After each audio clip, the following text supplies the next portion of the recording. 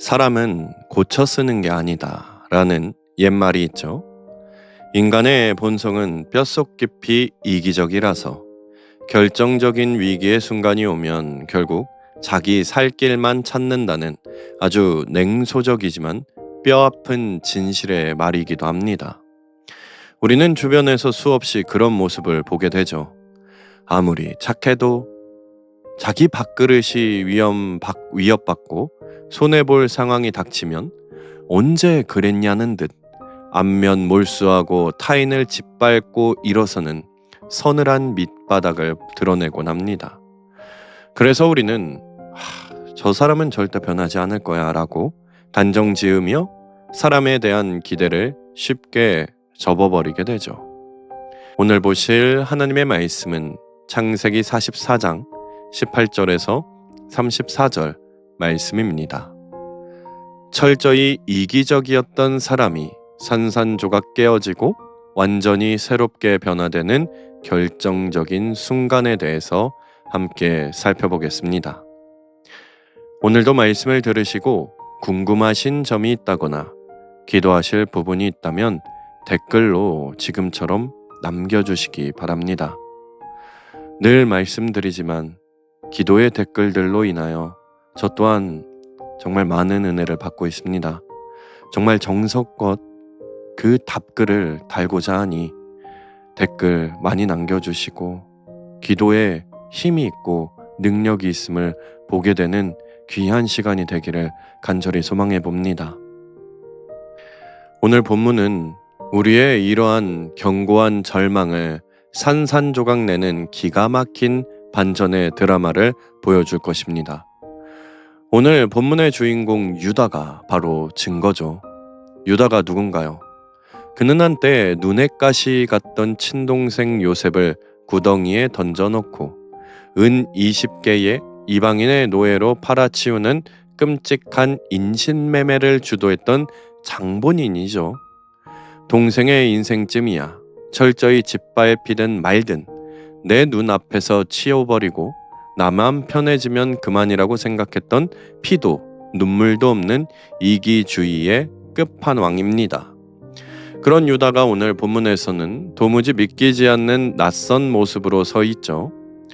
과거에는 동생을 버리고 자기 목숨을 건졌던 그가 이제는 이복 동생 베냐민을 살리기 위해 애굽의 서슬퍼런 권력자 앞에서 자기 인생을 통째로 내어놓겠다고 결사적인 항변을 하고 있죠.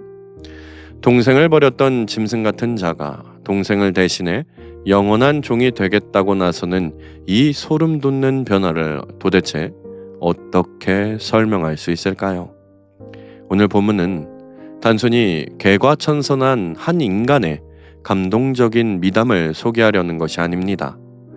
전능하신 하나님께서 그토록 지독하게 이기적이고 악독했던 한 사람의 내면을 어떻게 철저히 깨뜨리시고 십자가를 지는 거룩한 제물로 완벽하게 빚어내시는지 보여주는 위대한 구원의 섭리입니다. 오늘 말씀을 통해 내 영혼 깊은 곳에 또아리를 틀고 있는 이기심의 자네들이 하나님의 맹렬한 은혜 앞에서 어떻게 씻겨지고 진정한 헌신의 사람으로 변화될 수 있는지 함께 살펴보겠습니다. 첫 번째 말씀, 무릎 꿇지 않던 사람이 마침내 낮아지기 시작하다. 18절에서 24절 말씀 보시겠습니다. 유다가 그에게 가까이 가서 이르되 내 주여 원하건대 당신의 종에게 내 주의 귀에 한 말씀을 아뢰게 하소서. 주의 종에게 노하지 마소서. 주는 바로와 같으심이니이다. 이전에 내 주께서 종들에게 물으시되 너희는 아버지가 있느냐 아우가 있느냐 하시기에 우리가 내 주께 아뢰되 우리에게 아버지가 있으니 노인이요 또 그가 노년에 얻은 아들 청년이 있으니 그의 형은 죽고 그의 어머니가 남긴 것은 그뿐이므로 그의 아버지가 그를 사랑하나이다 하였더니 주께서 또 종들에게 이르시되 그를 내게로 데리고 내려와서 내가 그를 보게 하라 하시기로 우리가 내 주께 말씀드리기를 그 아이는 그의 아버지를 떠나지 못할지니 떠나면 그의 아버지가 죽겠나이다. 주께서 또 주의 종들에게 말씀하시되 너희 막내 아우가 너희와 함께 내려오지 아니하면 너희가 다시 내 얼굴을 보지 못하리라 하시기로 우리가 주의 종 우리 아버지에게로 도로 올라가서 내 주의 말씀을 그에게 아뢰었나이다. 아멘. 18절 유다는 분노를 뿜어내는 애굽 총리 요셉 앞으로 한 걸음 더 가까이 나아가죠. 이것은 그저 변명을 늘어놓으려는 가벼운 행동이 아닙니다. 당장 목이 날아날지 모르는 공포 속에서 자기 목숨을 걸고 나아가는 절박한 몸부림이죠. 그는 총리를 향해 내 주여라고 부르며 자신을 극도로 낮추고 주의 종이라는 표현을 연거푸 사용하며 심지어 당신은 바로와 같으십니다라고 머리를 조아리죠. 단순한 예의 차원이 아니라 벼랑 끝에 선 자의 두려움, 간절함을 담아 엎드려 긍휼을 구하고 있습니다. 예전의 유다는 오직 자기 계산, 얄팍한 이익만 따라 움직이던 교만한 자였지만 지금은 완전히 낮아짐의 자리에 서 있다는 것이죠. 하나님은 뻣뻣하던 유다를 철저히 꺾으시고 내 힘과 잔머리가 아니라 오직 은혜만을 구하는 자리로 맹렬하게 이끌고 가십니다. 19절에서 24절 쏟아내는 유다의 피 끓는 호소는 그저 상황을 모면하려는 설명이 아니죠. 그는 있었던 일들을 꺼내며 우리에게는 늙은 아버지가 있고 노년에 얻은 막내 아들이 있으며 그 영은 죽고 이제 이 아이만 남았다라고 철저하게 말하죠. 이 절절한 고백을 듣는 순간 사실 가장 억장이 무너져 내리는 사람은 바로 총리석에 앉아있는 요셉 본인이었을 것입니다. 유다는 자신도 모르는 사이 20년 전 눈앞에 요셉을 짓밟으면서 남겼던 그 잔혹한 상처를 그대로 다시 꺼내어 만지고 있는 것이죠. 20절 유다가 베냐민을 굳이 노년에 얻은 아들이라고 표현한 건 아버지 야곱에게 그 막내가 어떤 존재인지 뼈저리게 설명하는 것이죠. 라헬은 베냐민을 낳다 피를 쏟고 죽었고 요셉마저 야수에게 찢겨 죽었다고 굳게 믿는 늙은 아비에게 베냐민은 마지막 남은 심장이자 생명입니다. 놀랍게도 유다는 이제야 그 늙은 아버지의 피눈물 나는 마음을 헤아리기 시작하죠. 과거 요셉을 던질 때에는 아버지가 얼마나 미쳐버릴 듯이 괴로워할지 단 1초도 생각하지 않았던 그가 이제는 그 피 맺힌 아픔을 자기 심장으로 느끼고 있습니다. 22절 그 아이가 아버지를 떠나면 아버지가 죽습니다. 장성한 아이를 아이라고 부르는 것도 그가 생명을 걸고 보호해야 할 소중한 존재라는 간절함이 묻어나죠. 동생을 짐승처럼 미워했던 형들이 이제는 어떻게든 서로를 지키려는 방패로 변모하고 있습니다. 하나님은 단지 꼬인 환경만 풀어주시는 분이 아니라 그 지독한 고난의 환경 속에 굳어버린 인간의 마음을 완전히 갈아엎으시는 분이시죠. 이 거만한 유다가 권력자 앞에 바짝 엎드려 타인의 아픔을 자기 가슴으로 끌어안는 장면을 보며 깊은 영적인 아픔을 느끼게 됩니다. 진정한 변화는 겉모양을 그럴싸하게 꾸미는 데서 오지 않고 철옹성 같던 자아가 무너져 내리고 타인의 눈물을 내 가슴으로 품어내는 데서 시작된다는 것을 깨닫게 하기 때문입니다. 내 입장, 내 감정, 내 억울함만 악착같이 붙들고 살아가던 그 얄팍한 인생에 하나님의 말씀이 임할 때에 비로소 우리는 낮아지고 타인의 상처를 응시할 수 있게 될 것입니다. 오늘 이 시간 내 목을 뻣뻣하게 세우던 영적인 교만함을 십자가 앞에 모두 부숴버리고 이웃의 찢어진 아픔을 깊이 품어 안는 긍휼의 진실의 마음으로 주님께 나아가시기를 간절히 소망합니다. 두 번째 말씀, 자기 중심적인 사람이 누군가의 마음을 품기 시작할 때 25절에서 32절 말씀 보시겠습니다. 그 후에 우리 아버지가 다시 가서 곡물을 조금 사오라 하시기로 우리가 이르되 우리가 내려갈 수 없나이다. 우리 막내 아우가 함께 가면 가려니와 막내 아우가 우리와 함께 가지 아니하면 그 사람의 얼굴을 볼 수 없음이니이다. 주의 종 우리 아버지가 우리에게 이르되 너희도 알거니와 내 아내가 내게 두 아들을 낳았으나 하나는 내게서 나갔으므로 내가 말하기를 틀림없이 찢겨 죽었다 하고 내가 지금까지 그를 보지 못하거늘 너희가 이 아이도 내게서 데려가려 하니 만일 재해가 그 몸에 미치면 나의 흰머리를 슬퍼하며 스올로 내려가게 하리라 하니 아버지의 생명과 아이의 생명이 서로 하나로 묶여 있거늘 이제 내가 주의 종 우리 아버지에게 돌아갈 때에 아이가 우리와 함께 가지 아니하면 아버지가 아이의 없음을 보고 죽으리니 이같이 되면 종들이 주의 종 우리 아버지가 흰 머리로 슬퍼하며 스올로 내려가게 함이니이다. 주의 종이 내 아버지에게 아이를 담보하기를 내가 이를 아버지께로 데리고 돌아오지 아니하면 영영이 아버지께 죄의 짐을 지리이다 하였사오니. 아멘. 25절 유다는 다시 그때의 암담했던 상황을 차분히 살펴봅니다. 아버지 야곱이 다시 가서 곡물을 조금 사오라고 명령했을 때 형제들은 더 이상 피할 수 없는 생존의 벼랑 끝에 서 있었죠.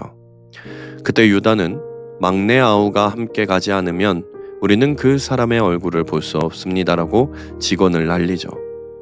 이것은 그저 애굽 총리의 규칙을 건조하게 설명한 것이 아닙니다. 다가온 죽음의 현실을 회피하지 않고 직면하겠다는 결연한 태도이죠.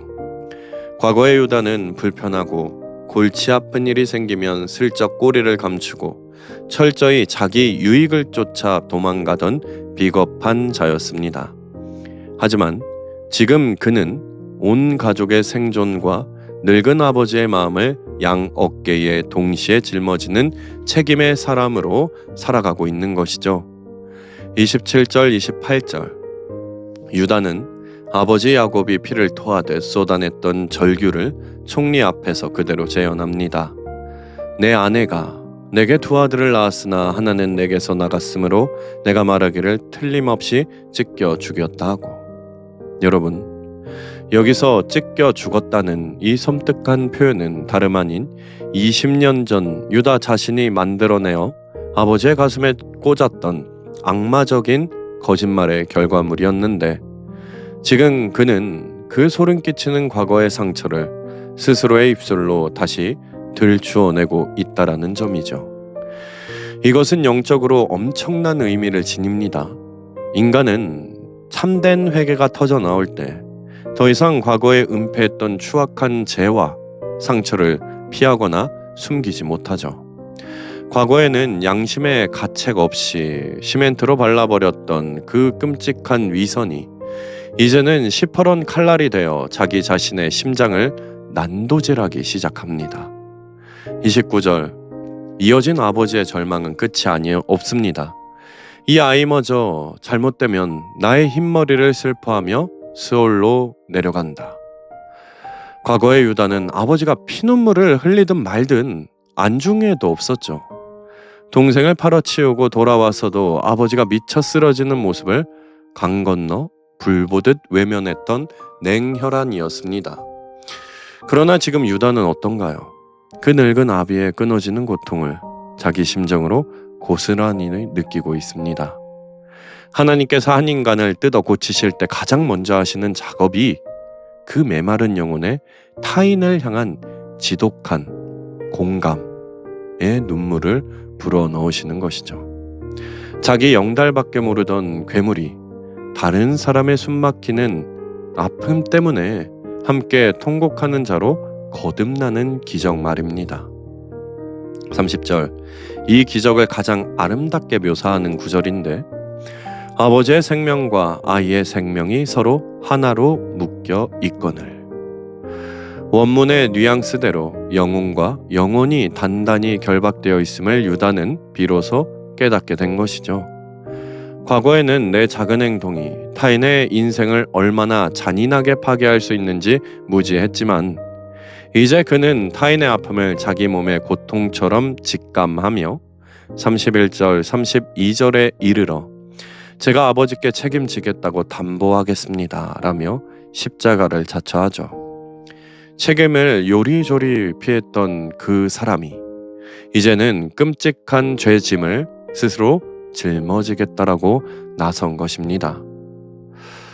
이기주의의 화신이었던 유다가 다른 이의 상처를 가슴으로 품어내며 책임지는 자로 변모하는 이 과정을 지켜보며 저의 부끄러운 모습을 보게 됩니다.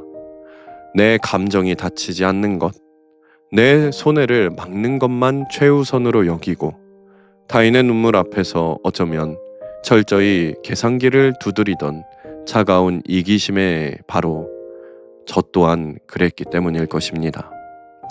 그러나 우리를 예수 그리스도를 닮은 자로 빚어가시는 하나님의 손길은 좁쌀처럼 좁아터진 우리의 마음을 찢어 넓히셔서 타인의 눈물과 상처를 넉넉히 품는 생명의 공간으로 바꾸어 내시죠.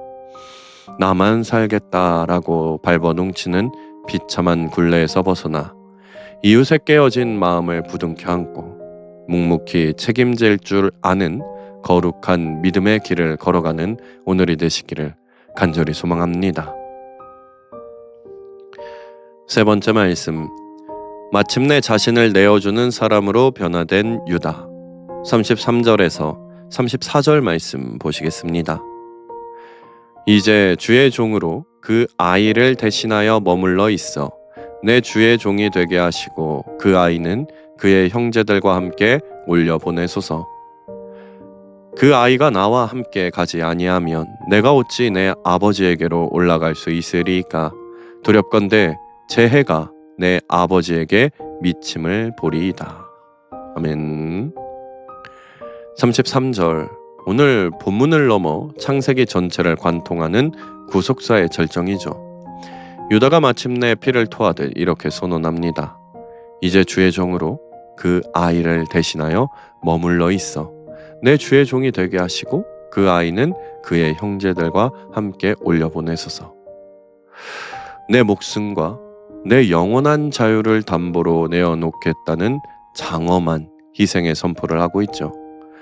과거의 유다는 철저히 동생을 희생양 삼아 자기 문제를 해결하려던 비열한 자였는데 지금은 완벽하게 180도 뒤집혀서 동생의 생명을 살려내기 위해 기꺼이 자기 자신이 애굽의 영원한 노예가 되겠다라고 스스로를 결박하고 있습니다. 이것은 실로 소름 돋는 변화이죠. 피도 눈물도 없는 절대 권력자 앞에서 내가 대신 죽겠습니다. 곧 사망 선고를 하는 것이죠. 유다는 단 한 걸음도 뒤로 물러서지 않습니다. 이제 그의 심장에는 자기 자신의 목숨보다 훨씬 더 소중히 지켜내야 할 거룩한 목적이 있었기 때문이죠. 특히 그 아이를 대신하여. 이 묵직한 고백 속에 값싼 동정을 넘어 온전히 자기를 버리는 희생의 정수가 담겨 있습니다. 진짜 사랑은 듣기 좋은 말잔치가 아니라 누군가의 무거운 짐 밑으로 내 어깨를 밀어넣는 처절한 희생이고, 그럴 때 바로 그 순간 유다의 결연한 헌신 속에 우리는 장차 골고다 언덕을 오르실 예수 그리스도의 찬란한 십자가를 바라보게 되는 것입니다. 죽어 맞닥간 우리들을 위해, 죄인들을 살리시기 위해 내가 저들을 대신하여 죽겠습니다라며 물과 피를 쏟으신 예수 그리스도의 대속적인 은혜가 지금 이 유다의 헌신 속에 그림자처럼 드리워지게 있다라는 것이죠. 34절, 유다는 마지막 남은 진심의 밑바닥까지 모조리 긁어내죠. 그 아이가 나와 함께 가지 아니하면 내가 어찌 내 아버지에게로 올라갈 수 있으리이까. 이 절규 속에 혹여 애굽 총리에게 죽임당할까봐 두려워하는 공포는 이미 사라진 지 오래이죠. 그를 사로잡은 유일한 두려움은 막내를 잃고 피를 토하며 죽어갈 늙은 아버지의 슬픔입니다. 과거에는 아버지의 눈물에 코웃음 치던 자가 이제는 그 눈물을 세상에서 가장 두려워하는 자로 완전히 뒤바뀐 것이죠. 이것이 기독교가 말하는 진짜 변화의 본질일 것입니다. 신앙은 단순히 주일에 교회에 나오는 걸 모습이 바뀌었다라는 것이 아니라 존재의 중심축 자체가 나에서 타인과 하나님으로 완전히 역전되어야 합니다. 자기만 살겠다고 발버둥 치던 괴물들이 누군가를 살리기 위해 기꺼이 긍휼의 마음으로 십자가에 못 박히는 제물로 거듭나는 기적 말이죠. 그리고 바로 이 유다의 폭발적인 희생의 선언 앞에 잔인하게 형들을 몰아붙이던 요셉의 벼랑 끝 시험은 완벽하게 종료 선언을 하죠. 요셉이 그토록 피말리는 인내로 확인하고 싶었던 형들의 벌벌 떠는 공포나 비굴한 눈물이 아닙니다. 뼈를 깎는 그 변화였습니다.